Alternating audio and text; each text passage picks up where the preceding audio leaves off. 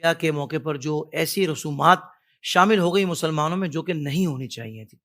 بالخصوص ایک رسم کا میں ذکر کرنا چاہوں گا کہ دلہن کی بہنیں دولہے سے پیسے وصول کرتی ہیں اور انداز اس طرح ہوتا ہے کہ بہنوں کی انگلیاں پکڑ کر پیسے مانگتی ہیں اور جب تک مطلوبہ رقم ان کو نہ ملے وہ انگلی پکڑے رکھتی ہیں.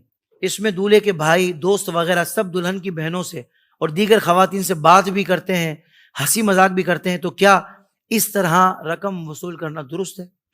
دیکھیں یہ ایک ہمارے معاشرے کی دردناک تصویر ہے کہ جس میں باپ کے سامنے بیٹیاں جو ہے وہ غیر مرد سے اس طرح کی ہنسی مذاق کر رہی ہوتی ہیں اور باپ بھائی یہ جتنے وہاں پہ موجود محارم ہوتے ہیں وہ سب اس کے اندر شرکت کرتے ہیں اور کسی کو یہ چیز بری محسوس نہیں ہوتی. یہاں پہ یوں سمجھ لیں کہ یہ بے حیائی کو پروان چڑھانے کے سلسلے میں جتنے وہ محافظ مرد تھے وہ سب کے سب خود شامل ہو گئے. تو یہ انتہائی کربناک ہمارے معاشرے کی تصویر ہے. اور اس میں بعض اوقات جو ہے نا وہ دلہن کی بہنیں یہ سمجھتی ہیں کہ اب تو یہ ہمارا بہنوئی ہو گیا تو ہمارا بھائی ہے. یہ یاد رکھیے گا کہ بہنوئی جو ہے وہ اپنی سالیوں کے لیے غیر محرم ہی ہوتا ہے.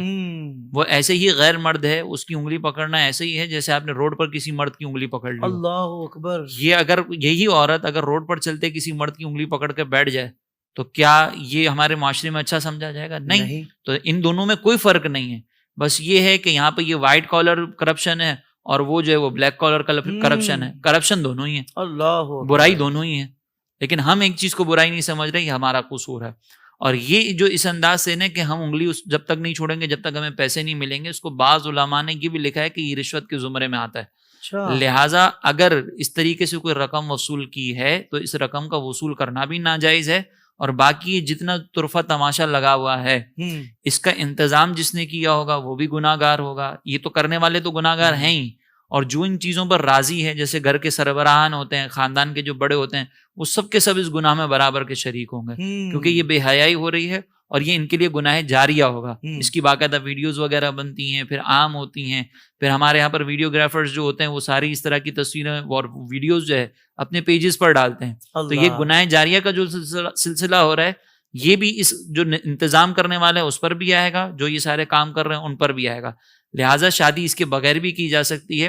شادی کرنا سنت ہے, نکاح کرنا, لیکن اگر آپ کوئی نیک کام کر رہے ہیں اور اس کے اندر یہ ساری چیزیں شامل ہو جائیں خرافات, تو پھر وہ نیک کام کی برکتیں آپ کو ویسے نہیں ملیں گی.